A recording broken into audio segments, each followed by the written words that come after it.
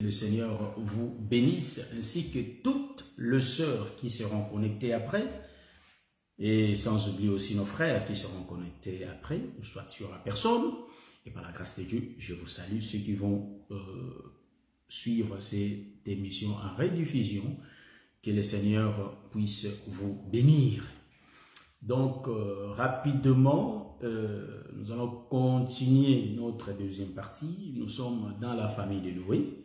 On allait continuer à parler sur l'oreille de Salomon. Ben, on a mis ça de côté parce qu'on peut détailler rapidement ce qu'on a commencé pour les expliquer un peu. Donc, on a tellement beaucoup de chambres ici. On éclaire d'abord ça tout rapidement, ça n'ira pas loin. Et après, on va prendre l'oreille du roi Salomon qui sait distinguer les sons. Vous voyez? Mais aujourd'hui, on va parler ici. Vous savez que Dieu a mis à chacun sa grâce, ça on ne peut pas oublier. Donc si nous regardons la nature, vous allez trouver que même dans une équipe de football, chacun joue son rôle. Et tous sont des joueurs, mais chacun a son poste. Vous voyez? Voilà pourquoi nous disons aussi qu'en Israël, il y avait 12 prophètes, mais chacun avait son rôle. Donc, vous allez remarquer que quand Judas voulait monter, en réalité, Judas a été accompagné. Vous voyez? Donc, nous disons que dans le ministère, donc, il s'agit de la complémentarité, c'est l'œuvre qui joue entre les frères. Donc, chacun a en réalité son peuple. Nous allons l'expliquer aujourd'hui.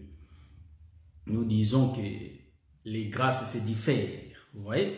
Donc, un autre doigt ne dira pas à l'autre qu'il n'en a pas besoin. Non, non plus.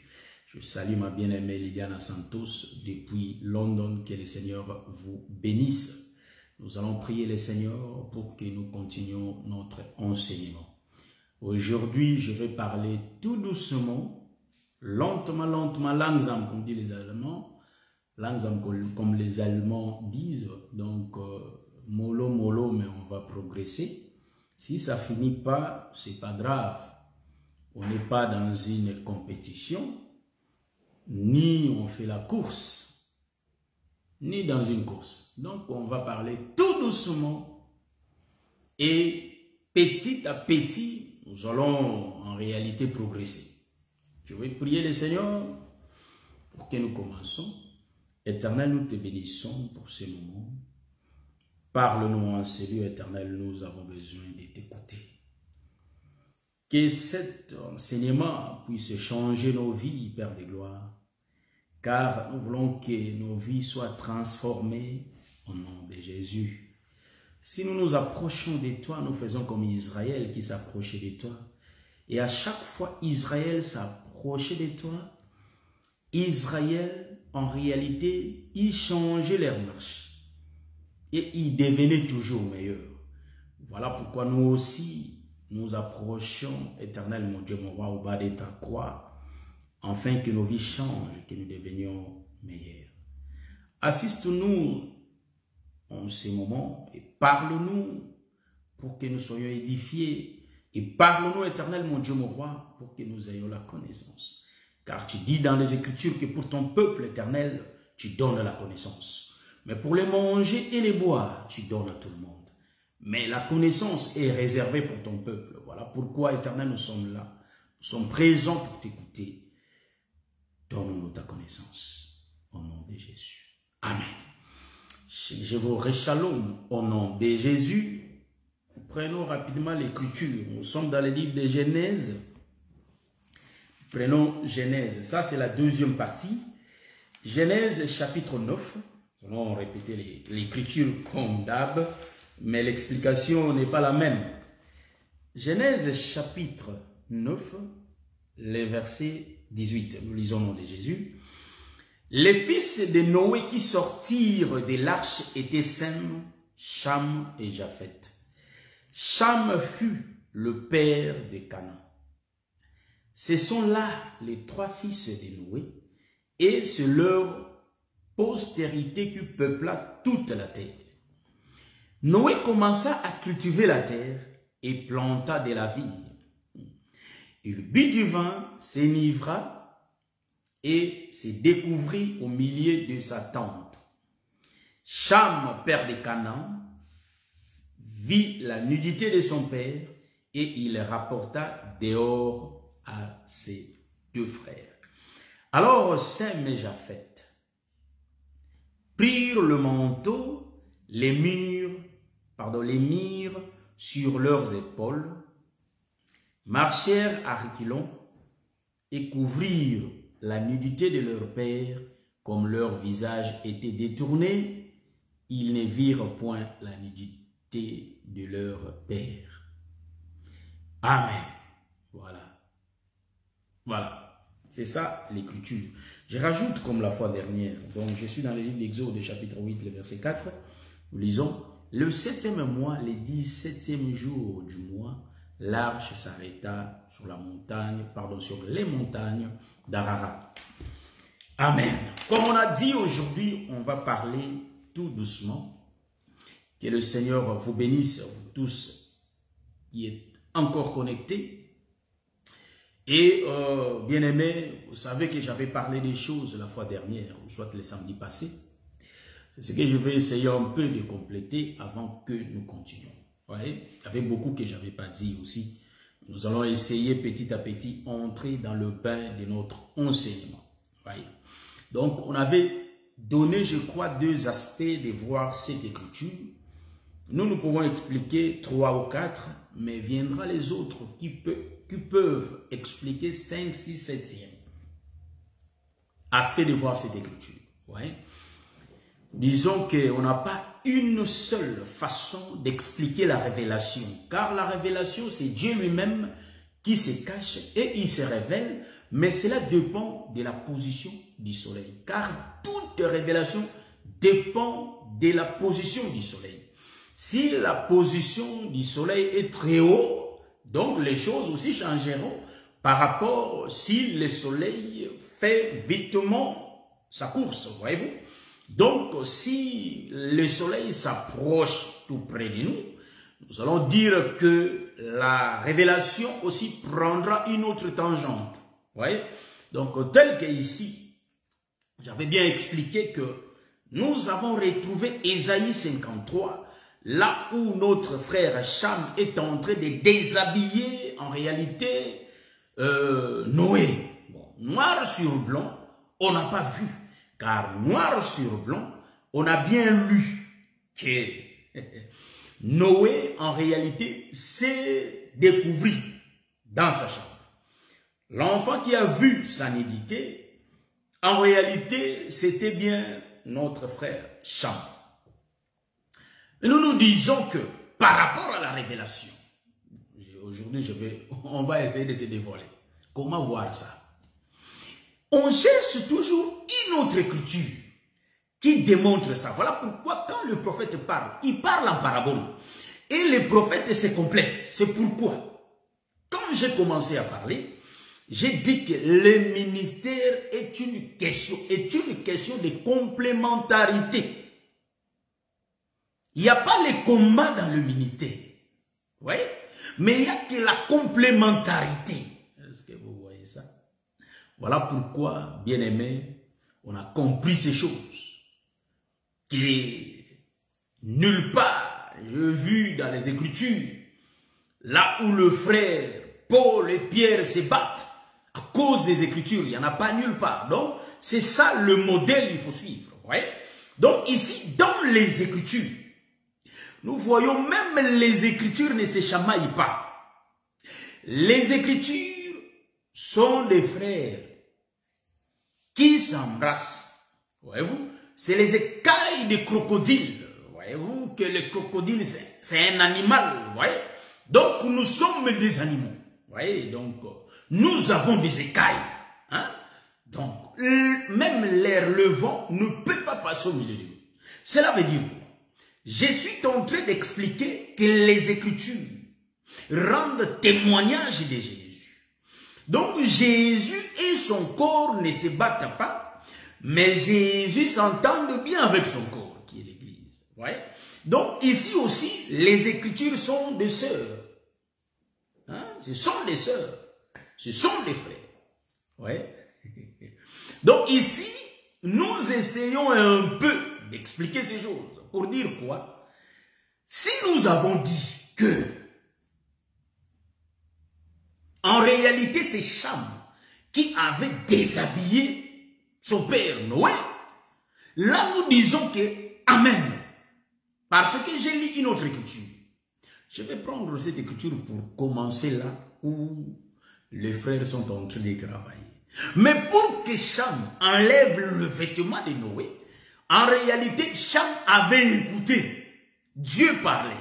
C'est pourquoi Cham a exécuté. Donc nous disons ici, Cham est l'ombre des prophètes qui entendent Dieu parler et ils vont exécuter ce que Dieu parle. Voilà pourquoi je vais prendre l'écriture. Nous allons découvrir là où Noé avait habillé et là où on déshabille Noé. Donc, nous disons que ceux qui peuvent expliquer cette écriture, en réalité, ce sont les autres écritures. C'est pourquoi même un ministre est en train d'expliquer l'Apocalypse.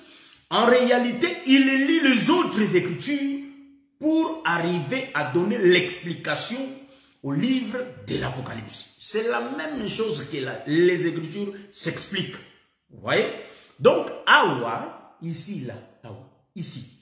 Donc, nous allons comprendre que nous prenons l'Écriture. Nous allons voir là où on déshabille Noé.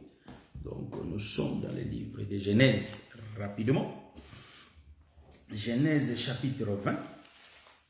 Prenez l'Écriture avec moi, lisons noir sur blanc. Donc, ne parlons pas vaguement, mais touchons vraiment l'Écriture. Je prends l'Écriture des Nombres, je crois. Ce n'est pas Genèse là où je regarde. Nombres, chapitre 20, le verset 28. La Bible dit, Moïse déplia. Mais je vais commencer au verset 22. Nous allons descendre. Ce n'est pas ça, nous allons frôler cela, mais ce n'est pas ça l'objectif de notre enseignement, mais nous allons seulement passer. Mais c'est important qu'on puisse les lire, ces écritures. Toute l'assemblée, Genèse chapitre, pardon, Nombre chapitre 20, le verset 22 au 20. Bon, nous allons descendre. Toute l'assemblée des enfants d'Israël partit de Kadès et arriva à la montagne de Hor. L'Éternel dit à Moïse, écoutez bien que l'Éternel qui parle à Moïse. Donc Moïse n'a pas fait ces choses selon son bon vouloir. Mais il y avait Dieu qui avait parlé à Moïse pour faire ça. L'Éternel dit à Moïse et à Aaron, vers la montagne de Hor, sur la frontière du pays d'Édom. Aaron va être recueilli auprès de son peuple, car il n'entrera point dans le pays que je donne aux enfants d'Israël, parce que vous avez été rebelles à mon ordre, aux eaux de Mériba. Connaissons l'histoire. Prends Aaron et son fils, et fais-les monter sur la montagne de Hor. Depuis Aaron, de ses vêtements, et fais-les revêtir à Éléazar, son fils. C'est là qu'Aaron sera recueilli et qu'il mourra. Moïse fit ce que l'Éternel lui avait ordonné. Voyez-vous? Moïse fit ce que l'Éternel avait ordonné. Donc Moïse a obéi. Ils montèrent sur la montagne de Hor aux yeux de toute l'assemblée. Je prends les versets dont je vais bien avoir devant mes yeux. Moïse dépouilla, le verset 28. Moïse dépouilla Aaron de ses vêtements et les fit revêtir à Éléazar son fils. Aaron mourut là, au sommet de la montagne. Moïse et Éléazar descendirent de la montagne. Toute l'assemblée vit qu'Aaron avait été expiré et toute la maison d'Israël pleura Aaron. Mais combien de temps? Pendant 30 jours. 30 jours. Vous voyez? Donc, en réalité, ici, nous voyons noir sur blanc que Aaron était monté sur la montagne avec Moïse. Mais c'était bien la parole de l'Éternel que l'Éternel avait prononcée pour que eux trois puissent monter sur la montagne. Vous voyez? Donc ici, nous allons virguler pour commencer déjà à expliquer que Aaron va faire les services. C'est pourquoi je vous dis que Aaron qui fait les services, il est l'ombre du souverain sacrificateur qui va sacrifier l'animal. Voyez-vous? Donc ici, l'animal qui sera en réalité sacrifié, c'est Aaron. Donc le souverain sacrificateur. Donc c'est l'ombre de Christ, Aaron, qui est l'ombre de Christ. C'est lui qui sera mort. Mais Aaron va mourir. Nous allons dire que c'est lui qui avait tué Aaron. C'était l'Éternel lui-même. Mais remarquez, pour voir à la manière des hommes, nous disons que c'est Moïse qui tue Aaron. Est-ce que vous voyez ça? Donc Moïse va prendre le vêtement d'Aaron, il va l'enlever et le vêtir sur qui? Sur Éléazar. Donc nous disons que Éléazar, en réalité, c'est lui le fils d'Aaron. Donc nous allons dire que c'est Aaron qui est parti, mais en réalité, ses vêtements sont restés. Est-ce que vous voyez? Ici, on va donner quelques aspects de révélation. Bon, voyez-vous que nous sommes des ministres de découpage. Il faut bien découper l'agneau. En réalité, ne parlons pas quand Aaron monte sur la montagne. Non, ne parlons pas de ça. Nous nous retrouvons sur la montagne. En réalité, nous disons que Noé aussi était allé pour monter dans sa chambre. Nous disons que la chambre de Noé était une chambre haute. Voyez-vous? Car le véritable Noé va monter aussi sur la chambre haute. Le véritable Noé, c'est le Seigneur Jésus-Christ. Restons pour expliquer Moïse sur la montagne avec le fils d'Aaron et Aaron lui-même. Et trois, ils étaient là. Le Seigneur qui donne l'ordre. En réalité, le Seigneur qui donne l'ordre, ce sont les prophètes qui ont parlé à propos d'Aaron. Suivez-moi bien comment je suis en train de marcher, mais mollo. Ouais. Donc, ce sont les prophètes. Quand Dieu donne les ordres à Moïse, nous remarquons que Moïse est l'ombre de tous les prophètes de l'Ancienne Alliance. Voyez-vous? Tous les prophètes du matin qui entendent l'Éternel parler. Donc, quand Moïse parle, quand l'Éternel parle, Moïse est en train d'entendre. Moïse va exécuter. Donc, en réalité, c'est Moïse qui va tuer Aaron. Voyez? Moïse qui va tuer Aaron, nous allons dire que sur la montagne, celui qui va sacrifier l'animal, donc en réalité c'est Moïse. Aaron va mourir, mais en réalité l'animal ne peut pas mourir avec ses vêtements. Donc tous les animaux qu'on sacrifie devant l'Éternel, il faut les tourner par rapport à Ésaïe 53. Est-ce que vous voyez ça?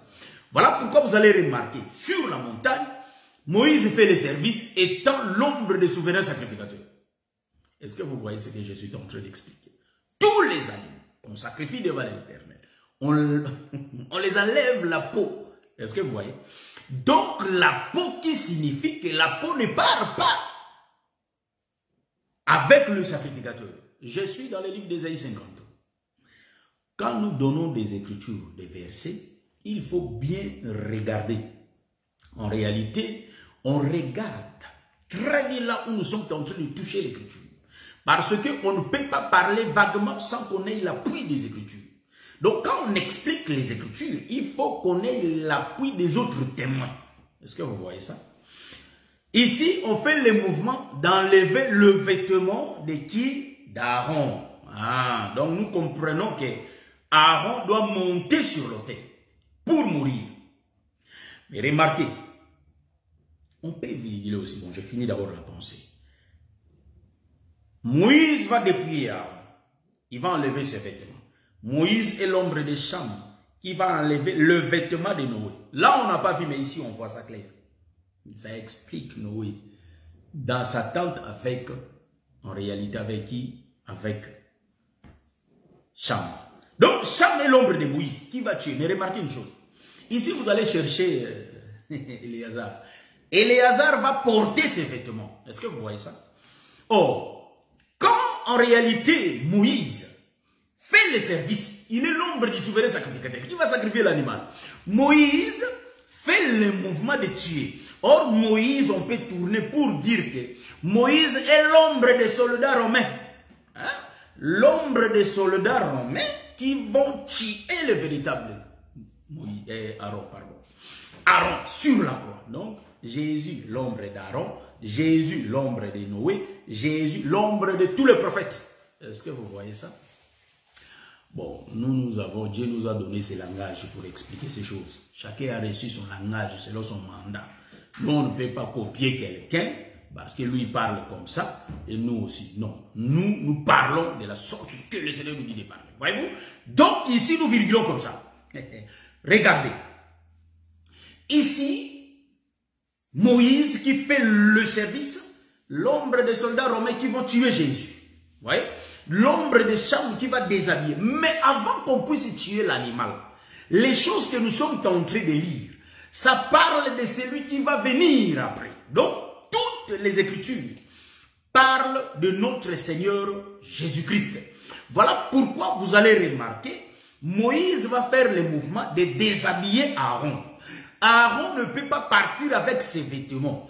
Parce que si Aaron part avec ses vêtements, nous comprenons que l'évangile va partir, ça va se limiter qu'au niveau d'Aaron. Mais en réalité, il faut que les vêtements retournent. Est-ce que vous voyez ça? Bon, ici, avant de virguler, nous allons d'abord finir la pensée. Pour dire quoi? Les vêtements d'Aaron expliquent Aaron lui-même.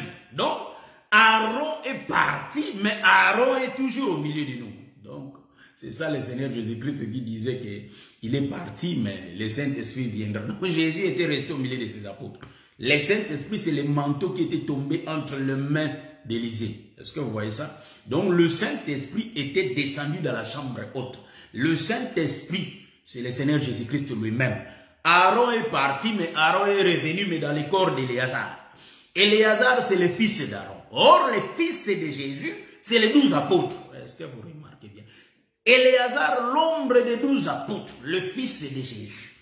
C'est pourquoi, même quand Élie va monter, il faut qu'il laisse son manteau, son vêtement à qui? À Élisée. Donc, Élie est parti, mais Élie est toujours au milieu d'Élisée. Voyez-vous, c'est pourquoi Élisée, où est le Dieu d'Élie? Clac, Élie s'est montré que je suis toujours là. Voyez-vous? Donc, ici, vous allez comprendre que il faut que Éléazar revienne toujours. Hein? Donc, Moïse qui monta sur la montagne, il va faire le service, il va tuer l'ombre des soldats romains. Mais en réalité, ils vont redescendre de la montagne. Bon, ici, Cham, nous allons expliquer ça dans le corps de Cham. Hein? Donc, le mouvement qu'on a expliqué sur la montagne, il faut revenir pour les faire vêtir dans le corps de Cham.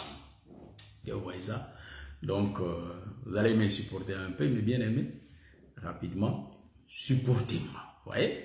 Donc, supportez-moi. Je vais continuer la pensée. Je voulais essayer un peu tirer vraiment l'attention de nous tous, quoi. Donc, voilà. Nous allons prendre le même mouvement. J'ai bien dit qu'on va aller mollo mollo. L'expliquer dans le corps des Cham. Vous voyez, j'aime ça, frère. On n'a pas vu. Mais la nudité, Cham l'a emmené dehors. En d'autres termes, hein, si nous avons bien lu l'écriture, vous allez remarquer ce que Cham a vécu là-bas, il n'a pas gardé ça pour lui. Vous voyez? Mais Cham était sorti. En sortant, il a rapporté ça vers le deux peuples. Remarquez, Cham fait le mouvement. Voyez-vous que nous sommes dans l'ombre. Il fait tellement noir là-bas. Mais le Seigneur nous a donné les yeux pour voir. Voyez? Vous avez les yeux pour bien voir ces choses.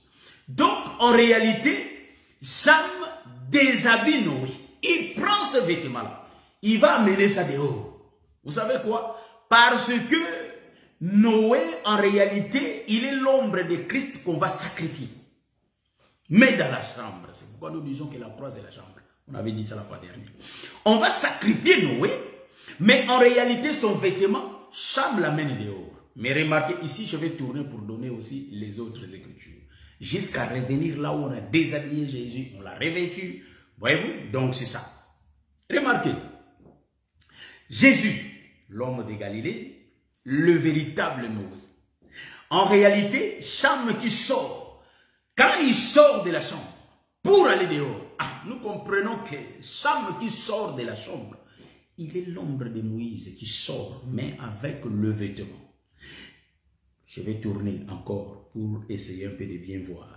Cham qui sort avec le vêtement, il va prendre le vêtement pour aller donner un peuple. Bon, je vais expliquer aujourd'hui comment ce peuple-là pouvait reculer. Hein? Ils ne peuvent pas voir parce que c'est l'écriture, frère. C'est pourquoi dans ces choses, nous disons que nous n'avons pas des yeux. Mais nos yeux, c'est le Seigneur Jésus-Christ.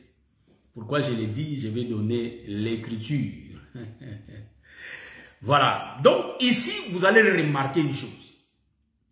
Moïse, le 2, il descend de la montagne. Donc, Moïse est présent, Éléazar est présent, mais Éléazar vêtu sur la montagne.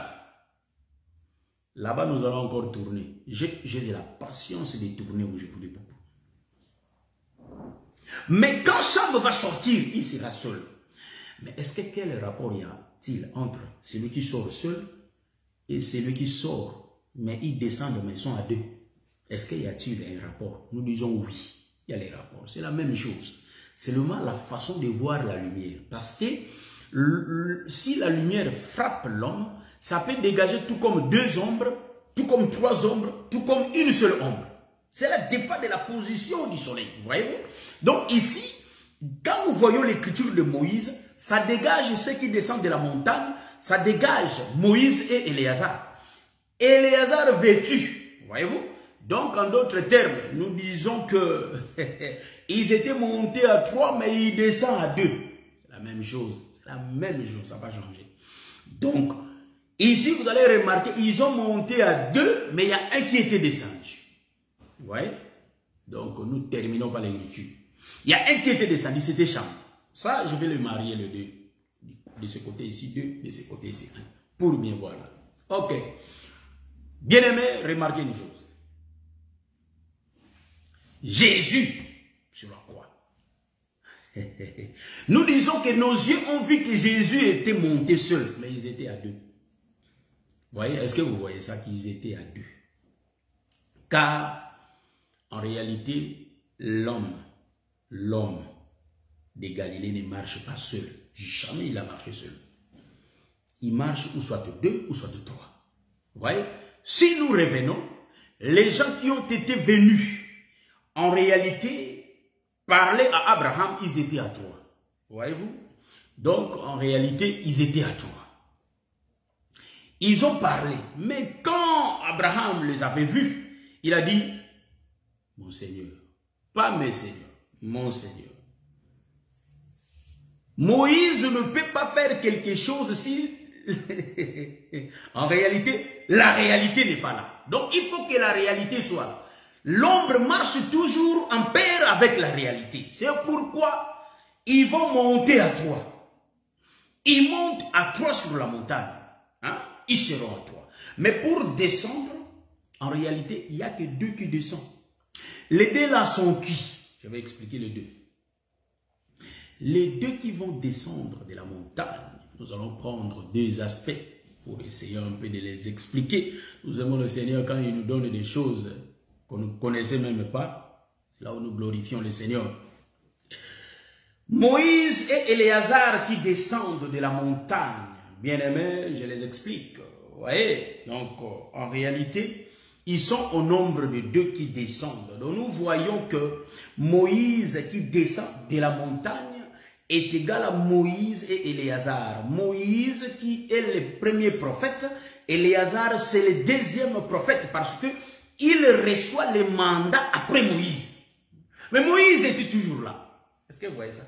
Donc, il descend de le 2. Mais le 3e était là. Nous ne voyons pas le 3e, mais le 3e était les vêtements portés par le 2e prophète. Voyez-vous?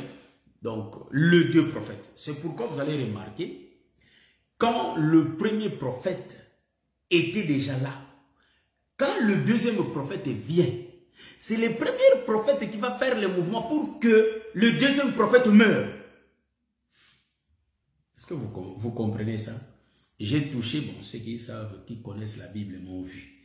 Les vieux prophètes et le jeune prophète. Voyez-vous?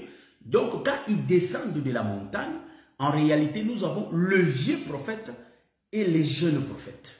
Mais remarquez, le jeune prophète, en réalité, il a porté Aaron en lui. C'est le fils. Donc, en d'autres termes, c'est là où nous disons, Aaron était un sacrificateur. Mais quand il descend de la montagne, nous voyons les sacrificateurs et les prophètes qui descendent de la montagne. Donc, aujourd'hui, les ministres sont des sacrificateurs. Est-ce que vous voyez ça? Parce que les enfants de Jésus, en réalité, c'est qui? Ce sont qui? Ce sont les apôtres. Remarquez, remarquez. Mais les apôtres étaient descendus d'eux. Ils étaient dans la chambre haute. Est-ce que vous voyez moi? Vous me voyez. Les apôtres, ils étaient dans la chambre haute. Mais quand ils étaient descendus, ils étaient au nombre de 120. Mais quand ils étaient descendus d'eux. Pourquoi je l'ai dit d'eux?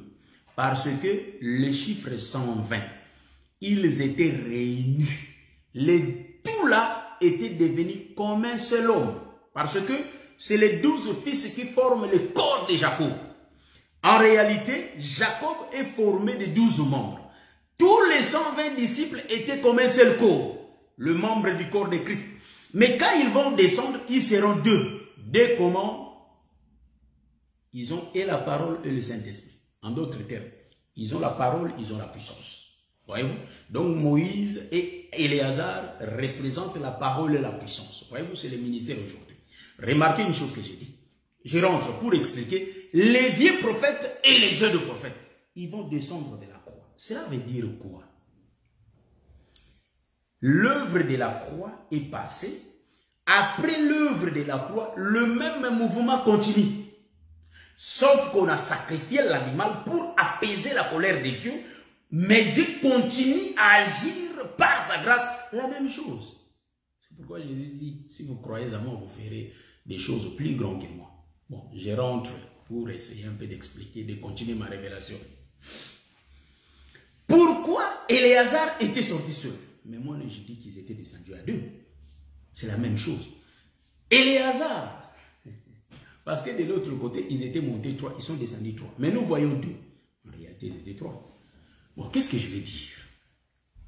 En réalité, ils étaient descendus à trois, chez Abraham. Mais nous voyons deux continuer, mais un était resté. Est-ce que vous voyez ça? Est-ce que vous voyez ce que je vois? Ah, je bénis le Seigneur. Ici, je vais tout parler, tout doucement, tout doucement, pour que nous ayons la compréhension. Je tourne là trop, mais je vais sortir pour partir, pour continuer. Nous avons tellement un peu de choses à dire. Vous voyez? Ici, nous sommes en train d'expliquer. Il y a liaison entre Cham qui sort et Éléazar et Moïse qui descendent. Vous voyez? Là, Moïse, c'est lui-même Moïse qui avait habillé Aaron. Et c'est lui-même Moïse qui a déshabillé Aaron. Quand il avait cousu des habits pour Aaron, c'est lui vous voyez, qui va faire porter Aaron le vêtement. C'est Moïse. C'est pourquoi je vous dis, frère, dans ces choses, il faut faire très attention. C'est les petits frères qui vêtissent les grands frères. Donc Moïse, le petit frère, c'est lui qui va vêtir les grands frères. Cela explique quoi? Je virgule, hein? Je colle au passage, je vais virguler pour expliquer ça. Moïse qui fait le mouvement de revêtir, il est l'ombre de Christ. Hein? Qui va revêtir son grand frère. Donc, tous les prophètes là qu'on a vus le matin là, c'est les petits frères en réalité. Mais ce sont eux qui sont manifestés avant. Cela veut dire quoi? Ils ont l'ombre. Aaron, c'est le petit frère de Moïse. Vous voyez? C'est pourquoi c'est Moïse qui commandait. Mais vous allez remarquer, Aaron et Moïse, Aaron prend l'ombre du premier prophète et Moïse prend l'ombre du deuxième prophète. Mais c'est Moïse qui fait le mouvement. Donc, sur la montagne, je tourne encore pour virguler, pour expliquer. Sur la montagne, nous allons expliquer, nous pouvons aussi prendre deuxième aspect pour expliquer la montagne là où j'étais. Je laisse un peu Cham de côté. Je prends Moïse pour expliquer. Et hier, c'est venu à peine, je ne peux pas refuser ça, il faut que j'explique ça. Si Dieu l'a donné maintenant, là, pour que ça soit expliqué, nous allons consommer ça. Ils sont en éternité. Ils sont dans l'éternité. Vous allez remarquer, dans l'éternité, en réalité, tout a été préparé avant la fondation du monde. Donc, même l'œuvre de la croix a commencé depuis l'éternité. C'est pourquoi, dans le livre, dans l'Apocalypse, l'Écriture dit que l'agneau a été immolé, dans les livres de Pierre, hein? Je crois un Pierre comme ça. L'agneau a été immolé avant la fondation du monde. Vous voyez? Donc, en réalité, les programmes de la rédemption, cela a été conclu depuis l'éternité. Bon, regardons sur la montagne. Ils étaient dans l'éternité. Ils ont fait toutes choses depuis l'éternité. C'est pourquoi Moïse a tué Aaron dans l'éternité. Il a enlevé les vêtements d'Aaron, il a vêtu Éléazar. C'est dans l'éternité. Voyez-vous? Après, quand ils vont finir les mouvements dans l'éternité, ils vont descendre sur la terre. Est-ce que vous voyez ce que Jésus est en train d'expliquer? C'est Moïse qui est en train d'opérer des missions, de faire les mouvements. C'est dans l'éternité. Donc, c'est Dieu qui travailla dans l'éternité. C'est Dieu lui-même qui avait déshabillé, qui avait habillé, qui avait tué depuis l'éternité. Mais il va faire les mouvements de descendre sur la terre. Est-ce que... Je salue mon bien-aimé David Moliro, ma soeur Fada Louzaïm. Tout se passe dans l'éternité. Ils vont descendre sur la terre, mais à deux. Pourquoi à deux? C'est la visibilité dans les jardins. Ils étaient qu'à deux. Ils vont faire le mouvement qu'à deux. Donc nous voyons et les fils et les pères. Celui qui rêvait et tout. Donc c'est pourquoi, quand je vais prendre ça, je peux faire sortir Éléazar comme l'ombre d'Adam, que Dieu va tout donner. Voyez-vous? Donc Dieu va prendre tout, il va donner chez Adam. Il va prendre tout, il va donner. Mais il va prendre ça chez qui? Chez lui-même le Père. Donc ici, ouais, ça c'est... Vous allez m'excuser, mais ici, et Aaron et Moïse, c'est une seule personne qui fait le mouvement. C'est pourquoi l'Éternel va prier l'Éternel. Donc c'est Dieu lui-même qui fait le mouvement. Il prend tout. Dieu se tue lui-même. Il se donne lui-même. Il prend son vêtement, il met dans les corps des fils. Il met toute sa royauté, les vêtements expliquent la royauté, les vêtements expliquent tout. Et il va mettre, nous avons les écritures même dans le livre des psaumes, là où les vêtements est expliqué. On a donné d'autres enseignements sur les vêtements là. Et vous allez remarquer, c'est Éléazar qui va porter ça. Éléazar va descendre avec sur la montagne. Donc, même Adam était dans la pensée de l'Éternel. Dieu était descendu avec Adam sur la terre. Visiblement, on n'a pas vu. On n'a pas vu. Mais Dieu était descendu avec son souffle. Donc nous disons que Dieu et Adam, ils étaient descendus. C'est pourquoi Adam est composé de la partie terrestre et de la partie céleste. Même tout homme aujourd'hui, descendant d'Aaron, il a une partie terrestre qui est le corps et une partie céleste qui est le souffle. Est-ce que vous voyez ça? C'est ce que je vois. Bon, on va passer, on a trop tardé là-bas, nous allons passer. Qu'est-ce que je vais expliquer? Cham qui sort. Il sort pas seul, mais il sort avec le vêtement. Qu'est-ce que Cham va faire avec ce vêtement? Cham, en réalité, il va partir chercher un peuple. Ce sont ses frères. Ce sont ses frères qu'il est parti de chercher. Il y a son frère Japheth et Sem. Est-ce que vous voyez ça? Ils étaient là. Mais il va leur donner les vêtements. Nous disons que Cham qui sort, c'est l'ombre des prophètes qui sort avec l'évangile. C'est pourquoi Moïse n'était pas descendu seul. Il descend avec Éléazar. Éléazar porte toute la plénitude d'Aaron. Donc Aaron était au milieu de Moïse. Mais Moïse va partir pour présenter Aaron. Mais en réalité, Aaron était descendu avec Moïse. Mais les gens n'ont pas vu que Aaron était avec Moïse. Est-ce que vous voyez ce que je suis en train de voir? Je ne crois pas, mais je vais réexpliquer ça. Cham sort avec le vêtement. C'est pourquoi vous savez que pour que vous soyez accueillis devant les pères, pour que je sois accueilli devant les pères, il faut que j'aie les vêtements. C'est pourquoi, pour se présenter devant Jacob, il faut amener Joseph avec toi. Il faut que j'amène Joseph avec moi. Le frère de Joseph ont amené Joseph avec eux. Ils avaient les vêtements pour aller présenter devant le père. Voyez-vous, le père pleure son fils parce qu'il est trop cher pour lui. Voyez? Donc, même Jacob, pour se présenter devant Isaac, il faut qu'il amène le vêtement qui est Esaü. Voyez-vous? Le vêtement, c'est très important. Le vêtement nous explique l'évangile. Car le vêtement, en réalité, c'est l'homme lui-même. Le vêtement de Jésus, c'est Jésus lui-même, frère. Est-ce que vous voyez ça, son manteau, son autorité, c'est lui-même. Je ne donne pas les Écritures, mais je vais revenir parce que ce n'est pas encore fini. Mais je vais revenir pour l'expliquer. Les portes que j'ai ouvertes, donc, bien aimé, s'il y a des questions, ou soit ce n'est pas trop clair que vous avez vu, posez les questions, on va les expliquer. Remarquez, Cham sort, il va aller annoncer l'évangile. En d'autres termes, il est l'ombre des apôtres qui va amener l'évangile vers le peuple étranger. Ouais. Il est l'ombre des apôtres. Ils amènent qui? Ils amènent Noé vers le peuple étranger. Mais j'ai l'écriture. Quand ils vont recevoir l'évangile, en réalité, frère, l'évangile rend un homme aveugle. Quand on croit à l'évangile, on devient aveugle. J'ai l'écriture. Jésus dit une chose, le Seigneur Jésus-Christ, il dit que un aveugle ne peut pas conduire un autre aveugle. Ouais? Donc le peuple, c'est un aveugle. Mais pour que le peuple soit conduit, il faut quelqu'un qui a les yeux. Mais les yeux, en réalité, c'est le Seigneur Jésus-Christ. Lui, c'était les yeux.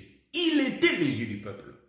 J'ai l'écriture. Matthieu dit que l'œil est la lampe du corps. Or, l'œil, c'est le Seigneur Jésus-Christ. Donc, un chrétien, en réalité, c'est un aveugle. Mais les yeux d'un chrétien, en réalité, c'est quoi? Les yeux d'un chrétien, c'est le Seigneur Jésus-Christ. La lampe, c'est la lumière. Psaume va venir intervenir. Que la parole, c'est ça les yeux, frère. Je ne veux pas lire ça en ordre parce que ce sont des enseignements déjà donnés. Mais en réalité, aujourd'hui, ça peut nous être aussi important de lire Matthieu chapitre 6 pour voir l'œil est la lampe du corps. Voyez-vous? Donc, en réalité, si ton œil devient ténèbres, tout le corps, en d'autres termes, si ta lampe s'éteigne, c'est pourquoi moi je dis qu'un chrétien peut faire le mouvement de tomber. Il veut tomber, mais il ne va pas tomber, frère. Non. L'Esprit de Dieu va lui dire que non, réveille-toi, marche, continue à marcher. Voyez-vous? Donc, nous disons dans l'évangile que le chrétien, il s'en sale. Ils peuvent glisser. Voyez-vous? Mais il continue le chemin. Même les hommes voient qu'il est tombé, mais il se réveille. Il va continuer la route. Car nous disons que l'Esprit de l'Éternel est avec eux. C'est ainsi que nous disons un chrétien ne pêche pas. Vous voyez? Nous allons continuer la marche. Nous sommes tout doucement aujourd'hui. Remarquez, Cham sort avec le vêtement. Le vêtement, c'est Noé. C'est Éléazar qui sort, qui descend, mais porter tous les vêtements d'Aaron dans son corps. Il marche avec Moïse. Voyez-vous? Ça, j'aime ça, frère. Même si le Saint-Esprit était descendu. Donc, Éléazar aussi est l'ombre du Saint-Esprit qui descend de la montagne. Il descend de la montagne. Mais Moïse est toujours là, frère. On ne peut jamais s'échapper de la loi. Voyez-vous? Même Jésus n'a pas pu enlever la loi. Jésus a dit, je suis venu compléter. Donc, je ne peux pas enlever Moïse. C'est ainsi que nous disons, même nous prêchons Moïse encore. Moïse, la loi qui donne la connaissance du bien et du mal. Nous prêchons Moïse. Donc, une église ne peut pas négliger Moïse, frère. Une église ne peut pas négliger la doctrine. C'est la doctrine, ce sont les eaux qui aident les frères de bien marcher. Est-ce que vous voyez ça? Ah, c'est la doctrine. Est-ce que vous voyez ça? Quand il y a les mal, il y a les mal. Vous voyez? Donc, nous disons que un frère, une sœur, en réalité, ne peut pas dire que nous, on est embourbés par la révélation. Il y a la doctrine. Moïse est toujours présent, voyez-vous. Éléazar s'éteint là. Moïse s'éteint aussi là. Nous voyons que Moïse fait le mouvement. Voyez-vous? Moïse qui fait le mouvement. Bon, nous allons dire que Éléazar qui était là, il est déjà les os. Voyez-vous, les os, mais il faut que les os soient vêtus de la chair. La chair, c'est le vêtement en réalité d'Aaron. C'est ça la chair. Donc, la doctrine marche avec la révélation. Marche avec la connaissance, avec, nous disons que la prophétie, voyez-vous, ça marche avec la connaissance, ça marche avec la révélation, la prophétie, la doctrine. C'est quatre choses qui marchent toujours ensemble. Pour expliquer Christ. Vous voyez? Nous allons descendre mollo mollo. Éléazar qui sort avec le vêtement. Le vêtement représente Noé, mais il va aller donner ses vêtements à Japheth et Sem. Le deux. Mais quand il reçoit les vêtements, ils ne peuvent pas marcher devant frère. Il faut qu'ils reculent. Bon, nous allons expliquer les mouvements de reculer. Ils ne regardent même pas. Donc vous comprenez que frère, les choses de Dieu sont difficiles. À la manière des hommes, il est difficile d'expliquer. Les gens qui marchent derrière, ils arrivent chez les pères, ils vont vêtir les pères et ils ne vont pas voir la nudité. Mais frère, il faut avoir les yeux derrière. Comment ils peuvent marcher en reculant? Il y a le pourquoi. Ça, c'est l'évangile éternel. On est là pour les expliquer. Et puis l'explication, il faut chercher notre culture. Ça ne peut pas être imaginé. Non. Là, c'est nous donnons la mort. Il faut que l'écriture. Jésus dit, un aveugle ne peut pas conduire un autre aveugle. Donc, un aveugle est conduit par quelqu'un qui voit. J'ai bien dit que l'œil, les yeux, c'est Jésus. Par rapport à l'écriture de Psaume 119, le verset 105, et par rapport à l'écriture de Matthieu, là nous voyons que l'œil, c'est le Seigneur Jésus-Christ lui-même. Bon, retournons. Qu'est-ce que, hein, vous voyez, qu'est-ce que Cham était sorti pour amener vers ses frères? C'était les vêtements. Les sons de la nudité du Père. Cham avait reçu ces choses. Vous voyez? Cham qui reçoit ces choses, il ne va pas garder ça pour lui. En d'autres termes, ceux qui avaient reçu le vêtement, nous disons que c'est les filets que Pierre avait reçus pour jeter dans la mer, pour que le filet attrape le poisson. Nous disons que les vêtements, c'est Cham qui l'avait reçu. En d'autres termes, Cham peut devenir l'ombre, donc il est, pas peu. Nous ne prêchons pas l'évangile des propositions ni des suppositions, mais nous confirmons ce que nous prêchons. Est-ce que vous voyez ça? Donc Cham ici, il est l'ombre de tous les apôtres qui ont reçu les vêtements. Mais les vêtements, quand on reçoit les vêtements, on ne garde pas les vêtements pour lui-même. Mais en réalité, quand on reçoit les vêtements, on amène les vêtements chez le peuple. Et le peuple va rentrer avec les vêtements chez les pères. C'est ce que Jacob avait fait. Rebecca va donner les vêtements d'Ésaü chez Jacob. Donc, Rebecca reçoit les vêtements. Rebecca va donner les vêtements, en réalité, chez Jacob. Mais Jacob va rentrer avec le vêtement chez les pères. Voyez-vous? Car le vêtement, c'est tout un homme. C'est pourquoi j'ai dit que les vêtements représentent son maître. Ça dit, si on avait reconnu Ésaü, c'est par son vêtement que les pères touchaient les vêtements. Voyez-vous? Donc le vêtement, Apocalypse le dit, c'est pourquoi les chrétiens avaient changé. Ils ont, les gens d'Antioche, on les avait appelés les chrétiens. Pourquoi? Parce qu'ils avaient constaté que ces gens vivent autrement que les autres. Donc, ils avaient une marche qui était différente des autres. Voyez-vous? Les vêtements, c'est les comportements, c'est les œuvres. Voyez-vous? Donc, les œuvres de Jésus, c'est ce que le chrétien d'Antioche pratiquait. Voyez? Donc, c'est un peu ça. Je rentre pour expliquer la révélation. Cham prend les vêtements, il donne à deux peuples. Mais quand ils vont reculer. Ils marchent par eux. Donc, en d'autres termes, c'est les vêtements qui vont leur conduire.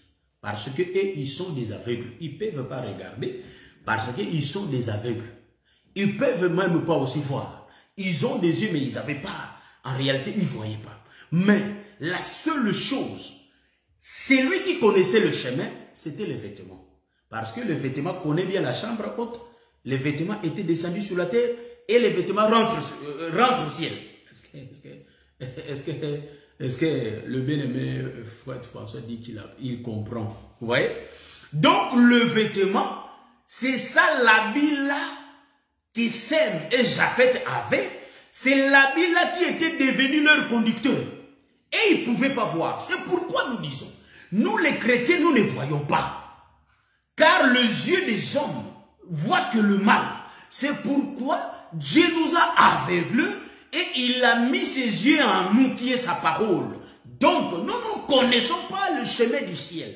Mais rien que la parole qui connaît le chemin, c'est pourquoi la parole nous fait ramener vers le Père. Est-ce que vous voyez? C'est pourquoi Jésus avait dit, personne ne peut aller au ciel sans passer par moi. Donc, nous disons que Jésus, c'est le vêtement frère.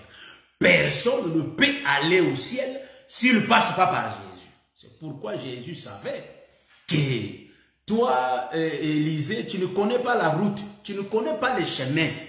C'est pourquoi tu ne peux pas rentrer comme ça, tu ne sauras pas. Mais pour rentrer, il faut que tu aies moi, Élie, comme les yeux. Donc, c'est lui qui conduisait Élisée, c'était le manteau d'Élie. En d'autres termes, Sem et Japheth ont pris les vêtements. Mais ils ne savent pas les chemins. Ils ne peuvent pas regarder les choses de Dieu à la manière des hommes. C'est pourquoi je conseille au peuple. Il ne faut pas que nous voyions les choses de Dieu à la manière des hommes. Mon bien-aimé frère François, qui tombe en casse, vous voyez. Donc, il faut devenir aveugle dans les choses de Dieu. Cela, devenir aveugle veut expliquer quoi? C'est-à-dire, il faut devenir comme Paul. Un aveugle ne voit pas. Il ne sait pas ça, c'est quoi? Est-ce que c'est rouge? C'est blanc? C'est comment? Il ne sait pas. Un aveugle, en réalité, c'est lui qui n'admire pas les choses de ce monde. Est-ce que vous voyez ça? C'est pourquoi Paul avait dit, si je vis, ce n'est pas moi qui vis, mais c'est Christ qui vit en moi. Est-ce que vous voyez ça? C'est ça la sainteté. Donc, en réalité, il faut que notre vieil homme meure. Hein? Nous devenions des cadavres. Hein? Même si on nous tape, ça ne regarde pas. C'est Dieu seul qui a toutes choses. Vous voyez? Donc, en réalité, Sem et Japheth, ils avaient reçu le vêtement. Le vêtement, en réalité, les avait rendus aveugles. Voyez-vous? Le vêtement de Noé. C'est pourquoi, bien aimé, vous savez que c'est Dieu lui-même qui prêche sa parole. C'est pourquoi Jésus avait dit que personne ne peut venir à moi si le Père ne l'appelle. Donc, pour que quelqu'un ait la vie, c'est Dieu qui prêche son évangile. C'est pourquoi vous allez remarquer que Noé n'avait pas prêché. Noé n'a pas prêché. Mais c'est Dieu qui avait ramené les animaux vers Noé. De même aussi, c'est Dieu qui avait ramené Adam vers... Ève. C'est Dieu qui avait ramené Ève vers Adam. Vous voyez? Japheth et Sem, ils marchent mais en reculant. Ils ne peuvent pas regarder à la manière des hommes. Mais ils avaient les yeux. Étaient les vêtements. Donc le vêtement a fait rentrer, a directionné le peuple vers leur Seigneur. Pour aller donner des hommages. Célébrer l'Éternel. C'est pourquoi nous aussi, frère. Nous ne marchons pas à la manière des hommes. Mais nous marchons selon la volonté de Christ. Est-ce que vous voyez ça? Bon, je vais lire une autre écriture. Vous voyez, donc je vais lire une autre écriture. L'écriture que je vais lire, cela explique des choses. Vous allez remarquer que Noé avait bu du vin. Noé avait planté. Je vais parler un peu en désordre. Noé va planter. La première chose, quand Noé sort de l'arche, il plante. Il plante. Il va cultiver la terre. Donc, en réalité, c'est le mouvement du jardin qui revient au temps de Noé. Ça revient au temps de Noé. Noé va commencer aujourd'hui, je parle comme, comme l'autre docteur qui dit toujours que vous ne me voyez pas comment je tourne, mais je viens toujours. Donc, Noé plante. Il plante la vigne. Mais cela va croître. Quand cela va croître, en réalité, Noé va prendre son fruit, il va manger. Et dès qu'il finit de manger, il monte directement dans sa tente. C'est Jésus dans la chambre haute qui va prendre le vin. Il va boire le vin avec les apôtres. Il va dire que il ne sait pas s'il va boire encore. Donc Jésus savait qu'il ne va pas boire encore du vin. C'était son dernier vin. Quand il avait pris du vin, en réalité, il a pris du pain. Ça, je vais lire l'écriture, je crois. Il faut que je lise l'écriture. On ne peut pas parler sans les écritures. Vous voyez? Donc, cela est écrit dans le livre de Matthieu, chapitre 27. Hein? Donc, il y a des places où le Seigneur avait enlevé le manteau dans les livres. Donc, parce que le mouvement, Dieu est bon. Hein? Il prend Aaron, il lui enlève le manteau, il le révèle à son fils. Bon. Et, en réalité, Jésus aussi, on va faire le même mouvement. On va prendre les habits, on lui enlève les habits. On lui met les manteaux, on lui enlève ça encore. On a mis ça à Jésus avant qu'il monte sur la croix. C'est pourquoi sur la croix, le peuple voyait Jésus. Il faisait noir parce qu'on ne peut voir que le Seigneur peut, en réalité, c'est laisser découvrir que dans sa tente. Mais il faut que ce soit le soir. Voyez-vous? Parce que la journée, c'est impossible. La journée, c'est le temps où Noé est en train de planter. Vous voyez? Il plante la vigne. Or, le frère Paul dit, moi j'ai planté, mais celui qui arrose, c'est Apollos. Vous voyez? Donc, en réalité, on parle de deux serviteurs. Donc, le deux serviteurs, il y a un qui plante et il y a l'autre qui arrose. Mais celui qui le fait croître, c'est l'Éternel. Est-ce que vous voyez ça? Donc, ici, vous allez remarquer, le frère Paul utilisait un adage. Il parlait en parabole. Il parlait de la plante. Mais en réalité, il parlait de l'homme dans le peuple. Voyez-vous? Donc, ici, nous prenons cette écriture-là. Je crois 1 Corinthiens, je vais lire ça. 1 Corinthiens chapitre 3, je crois. Si je ne me trompe pas. Je prends l'écriture, je vais lire. Je vais retourner là, voir pourquoi. J'avais dit ça. Pourquoi Noé va planter? Et ça nous aimons. 1 Corinthiens chapitre 3. Le verset 6, la Bible dit ceci. J'ai planté, Apollos a arrosé, mais Dieu fait croître. Donc celui qui fait croître, c'est Dieu. Pourquoi? Parce que Apollos parlait, et Aquilas était venu encore, ils avaient parlé, et Priscilla, ils avaient parlé. Il s'agissait de l'évangile. Et les autres disaient, moi je suis pour Paul, les autres, je suis pour Apollos, c'est tout. Mais Paul comprenant ces choses, il a dit, mais non, moi j'ai planté, Apollos a arrosé. Cela veut dire que les serviteurs font seulement les services. Mais celui qui fait croître, c'est le Seigneur lui-même. Je prends cette écriture pour expliquer ça dans le corps de Noé. Noé, quand il va descendre, il va planter la vigne. Voyez-vous? Donc Noé va planter.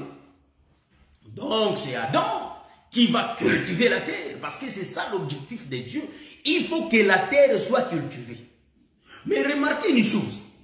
Dieu, en réalité, il va planter un jardin, mais en Éden. Voyez-vous? Noé va planter une vigne. Est-ce que vous remarquez ça? Dieu plante un jardin en Éden.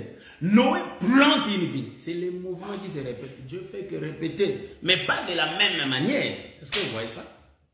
Il va planter. Mais quand Dieu plante, la plante là en réalité explique tout un peuple, tout un homme. C'est pourquoi nous disons que la Bible témoigne de Jésus. Donc la plante là que Noé avait plantée, dans l'Ancien Testament ou soit dans l'Ancienne Alliance, c'est vraiment la vraie plante. Le mouvement était physique, c'était la plante. Mais dans notre temps, ça explique Jésus qu'on avait planté. C'est pourquoi nous disons que les jardins qui a été planté en Éden, vous allez remarquer, ça expliquait Jésus. Les jardins d'Éden, c'est le Seigneur Jésus-Christ. Qui a qu'à te parler. Tout se fait par lui-même. Un jour, on va décortiquer ça pièce par pièce. Je rentre pour expliquer. Les jardins d'Éden, c'est le Seigneur Jésus-Christ. Je dis ça en vrac. C'est-à-dire en bloc. Comme dit notre pasteur des États-Unis. Je dis ça en bloc. Les jardins d'Éden expliquent Jésus.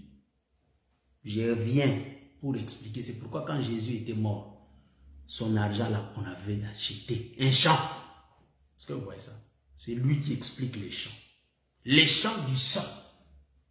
Hein? C'est pourquoi nous, on est montés pour aller vivre dans les champs là. Est-ce que vous voyez ça? Je rentre pour expliquer quoi? Noé aussi va planter la vigne. Donc nous remarquons, Noé c'est un cultivateur comme Adam. Or, le second Adam, c'est le Seigneur Jésus-Christ. Donc c'est Moïse, c'est le Seigneur Jésus-Christ. Le véritable Adam. Donc l'Adam là du jardin, c'est l'ombre. Vous voyez? Le Seigneur Jésus-Christ, c'est lui. La vigne qu'on avait plantée. Noé va planter la vigne. La vigne là qu'on avait plantée, c'est Noé. Bon. Moi, je vais expliquer une chose. Je suis en train de voir les livres des gens pour que je dise ces choses. Si nous disons ça, nous voyons les autres écritures. Qu'est-ce que dit les livres des gens? Jésus dit, je suis le cèpe. Donc, la plante là que Noé avait plantée, c'était Jésus. Vous voyez? Jésus qu'on avait planté.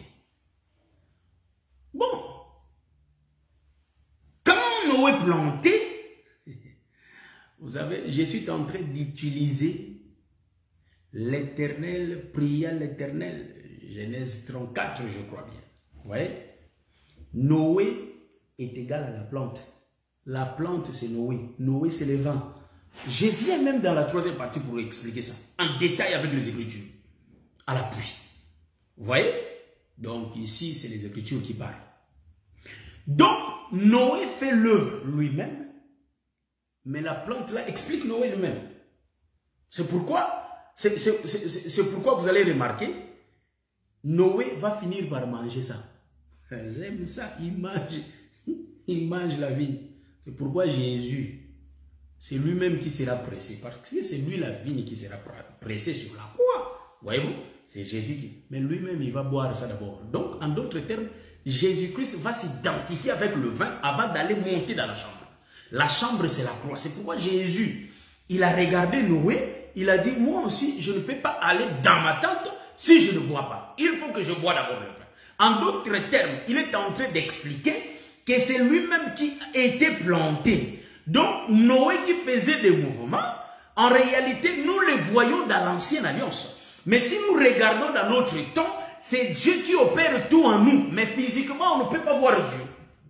Est-ce que vous remarquez ça? C'est Noé qui fait le mouvement de planter la vie. Il est le père qui plante les fils. Et c'est lui-même qui va tuer les fils. Est-ce que vous remarquez ça? C'est l'offrande que l'Éternel a cherché depuis, qui est digne d'ouvrir les livres et d'en rompre le sceau. Il y avait le silence, il n'y avait personne. Voyez-vous? Voici, c'est cet homme de Galilée qui est digne d'ouvrir les livres et d'en rompre le sceau. C'était Noé lui-même qui était digne de prendre les vignes et d'en manger. Est-ce que vous remarquez ce que je suis de voir? Je suis en train de voir. Est-ce que vous remarquez ça? Est-ce que vous voyez ça? Je crois qu'on voit ça. Vous voyez? Donc c'est un peu ça. Noé, la Bible dit, comme il a mangé du vin, c'était lui-même. Vous savez que Dieu s'est donné lui-même. La Bible dit, Jésus s'est donné lui-même. C'est lui-même qui s'est donné. Bon, il y a d'autres écritures qui nous disent que Dieu l'a livré. Oui, frère. Dieu, c'est quelqu'un qui utilise des mots, hein, des expressions pour s'expliquer. Est-ce que vous voyez ça? Donc, les mêmes mouvements du jardin, il plantait les jardins en Éden. Mais il y avait Adam qui cultivait les jardins. Donc, Adam, c'est l'ombre de Noé qui va cultiver les jardins. Les jardins là qu'on cherchait à cultiver, c'était Dieu lui-même. C'est Jésus. C'est pourquoi Jésus va s'identifier que je suis le cep. Et nous sommes les sarments. Donc, en réalité, Jésus, c'est lui la plante dont Noé avait planté, frère. Est-ce que vous remarquez ça? Mais il faut qu'à la fin, l'arbre, qu'on puisse manger son fruit. Est-ce que vous remarquez ça? Il faut qu'on puisse manger son fruit. C'est pourquoi Dieu voyait déjà les mouvements. Il va planter et quand l'arbre va croître, Noé va manger. Et puis il va devenir ivre, frère. Ivre. Pourquoi il va devenir ivre? L'ivresse de Noé. En réalité, Noé était devenu aveugle. Donc, quand la plante est plantée, est en train d'être plantée, ce sont les prophètes. Noé, quand il fait le travail le matin, donc le premier travail qu'il fait, c'est le parler des prophètes. C'est pourquoi les apôtres ont travaillé toujours, ils travaillent toujours ensemble avec les prophètes. À la loi et au témoignage. Donc, tout marche ensemble. C'est pourquoi, vous allez remarquer, Noé fait le travail, il est l'ombre des prophètes. Voyez-vous, c'est Paul qui plante. Remarquez. Mais Apollos va faire le mouvement d'arroser. C'est la parole qui le fait croître. En d'autres termes, l'homme de Galilée était formé. Il est venu sur la terre. On a planté. On lui a planté. Les prophètes ont commencé déjà à parler de lui. On parlait de lui. Et il est venu. Il continue à parler. Donc, en d'autres termes, il est en train d'arroser. Et puis, pas, il faut qu'il parte. Donc, le Seigneur va prendre son fils comme le sacrifice. Il va le manger. Mais quand il mange Jésus, automatiquement, il faut qu'il devienne ivre. Donc, en réalité, le sacrifice de Jésus a aveuglé le Père. Jésus, il ne pouvait pas voir. C'est pourquoi vous allez remarquer que pour que Jacob soit accueilli devant le Père Isaac n'aura pas des yeux de voir. Mais en réalité, il reconnaît son fils par son vêtement. C'est pourquoi Noé devait se reconnaître lui-même que par son vêtement. C'est pourquoi Sem et Japheth rentraient avec les vêtements en reculant, mais Noé va reconnaître que son vêtement. Est-ce que vous voyez ça? C'est pourquoi les frères de Joseph, quand ils vont rentrer pour ton fils est mort, en d'autres termes, ils disaient que tu aimais ton fils, mais il est mort, mais ton fils est là. Il représentait, donc en d'autres termes, je vais dire ça comment? C'est nous, les frères de Joseph, l'ombre de l'église, qui ne peut pas monter vers le Père les mains réduits. Il faut qu'ils aient les vêtements teintés de sang.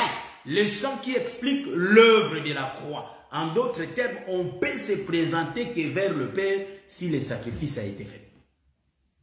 Si le sacrifice a été fait, là on peut se présenter devant le Père. Qu'est-ce que je vais dire par là? Je vais dire ceci, un chrétien qui a cru à l'évangile de Christ, un chrétien qui marche selon l'évangile, c'est un aveugle. Je rajoute, ça nous avons pris l'écriture qui dit que un aveugle ne peut pas conduire un aveugle. C'est pourquoi les prophètes eux-mêmes aussi, ils étaient des aveugles. Comment ils pouvaient conduire le peuple? Eux-mêmes, ils étaient des aveugles. Bon, il ne faut pas me critiquer, hein. Ce que je dis, c'est biblique. Les prophètes étaient même des aveugles. Bon, je vais prendre un seul prophète. Qu'est-ce que les prophètes Siméon dit? Qu'est-ce que l'écriture de Pierre ont dit? Les prophètes Siméon a dit, maintenant je peux partir en paix, car j'ai vu le fils de la promesse. Voyez-vous? Donc, il avait vu Jésus, il pouvait s'en aller maintenant. Et qu'est-ce que l'écriture me dit? Le frère Pierre dit que les prophètes ont sondé les époques et les moments que ces choses devraient arriver par l'esprit de Christ qui était en eux. Donc, nous disons que sans l'esprit de Christ, tout le prophète en réalité était des aveugles. Ouais. Donc, il y avait l'esprit de Christ comme un vêtement pour les conduire. Donc, tous les prophètes de l'ancienne alliance, ils avaient l'esprit de Christ. Est-ce que vous voyez ça? Donc, l'esprit de Christ était leurs yeux pour voir le chemin. C'est pourquoi vous allez remarquer le prophète Achija, quand il était devenu vieux, il ne voyait pas. Mais quand la personne vient, mais avec Christ, il pouvait voir. Christ ne meurt pas, Christ ne devient jamais aveugle. Voyez-vous? C'est pourquoi nous disons qu'étant des chrétiens, il faut que nous devenions aveugles pour être sauvés. On ne peut pas voir par nos yeux charnels, physiques. On ne peut pas voir. Les choses de Dieu ne se voient pas par ses yeux physiques. C'est pourquoi nous disons que nous ne marchons pas par la vue, mais par la foi, frère. Un chrétien ne peut pas marcher par la vue, frère. Même si tu vois que c'est fini pour toi, il n'y a pas de secours. Mais je te dis, le Seigneur est capable de créer ce qui ne peut pas se créer à cause de son Fils. À cause de son Fils. Je donne une écriture. L'écriture dit que Moïse devant la mer Rouge, il n'y avait pas de chemin. Ils étaient tous désespérés. Mes frères, la foi doit agir en nous, frères. Même si, à la manière des hommes, tu vois vraiment que ça ne va pas aller, ça ne va pas continuer, tu vois. Mais avec Dieu, il est capable de frayer le chemin là où il n'y a rien. Il est capable de donner l'enfant à une femme qui n'a pas de matrice, frère. Est-ce que vous voyez ça? Nous prions un Dieu miraculeux, frère. Vous voyez? Il est capable, mais le problème, il faut que l'homme devienne aveugle. Il ne peut pas marcher il peut pas marcher par la vue. Dire que moi vraiment je ne peux pas travailler, mon état là, ma santé là, Dieu est capable de te guérir. Vous voyez ce que je dis? Nous ne prions pas un Dieu d'histoire, un Dieu de la philosophie. Non, frère. Nous prions le Dieu vivant qui avait fait agenouiller Dagon devant lui. Le Dieu de Dagon était à genoux devant l'arche de l'Éternel. C'est le véritable Dieu que nous sommes en train de prier et de présenter au peuple. Voyez-vous? Voilà pourquoi nous disons, mes bien-aimés, que les choses de Dieu ne se comprennent pas à la manière des hommes. Vous voyez? Donc, je me suis limité là, je vais chuter pour voir, on a beaucoup parlé. Je crois que par la grâce de Dieu, nous viendrons le samedi prochain pour continuer les autres parties des détails qu'on n'a pas expliqués. Après cela, nous allons continuer sur l'oreille de Salomon sans problème. Que le Seigneur vous bénisse. Et je prie à tous les bien-aimés de prier pour nous. Nous aussi, nous allons prier pour vous. C'est vraiment important, comme le frère Paul le disait. Et je le répète aussi, il faut prier pour les uns et les autres aussi vont prier pour vous. Priez pour nous, nous aussi nous prions pour vous. Donc, nous avons besoin de vos prières, vous avez besoin de nos prières. Prions les uns les autres. Que le Seigneur vous bénisse. Je crois bien que nous nous sommes limités. On n'est pas entré dans la profondeur pour expliquer la plante qui a été plantée, c'était Jésus. Et quand le temps était arrivé, donc quand il a cru, donc la plante en réalité a pris de la taille. Vous voyez, la plante avait l'âge 0 et quand la plante était arrivée à 33 ans, il faut qu'on puisse manger son fruit. Vous voyez, les fruits, c'est tout le travail que la plante a fait. Qui a mangé ça? C'est celui qui avait planté ça lui-même. C'est pourquoi nous disons que le mouvement là, pour bien voir ça, pourquoi? Parce que vous allez remarquer, c'est lui-même qui vient avec l'animal. Il dit à Abraham, ne faut pas tuer l'enfant. Il donne l'animal. Lui-même, Dieu, il donne l'animal. Mais quand Abraham a sacrifié l'animal là, qui avait reçu ce sacrifice-là? C'était lui-même, Dieu. Lui-même, il donne. C'est lui-même qui reçoit. C'est ça, Jean 3,16. Bon, on a beaucoup parlé. On va introduire Jean 3,16 le samedi prochain. Toujours devant la face de Noé. Nous sommes dans la famille de Noé, mais la famille de Noé explique des autres familles aussi. Vous voyez, la grande famille de la Bible. Vous voyez? Donc, Dieu lui-même, il donne l'animal. On sacrifie l'animal pour lui. Il plante lui-même la vigne. Il mange la vigne lui-même. Il ne donne même pas à son fils. Noé, donc, nous disons que Noé a mangé lui seul. Donc, Dieu va manger Jésus lui-même. Donc, c'est ça Jean 3,16. On va expliquer ça, mais dans les jardins. Que le Seigneur vous bénisse par la grâce de Dieu. Je crois que nous allons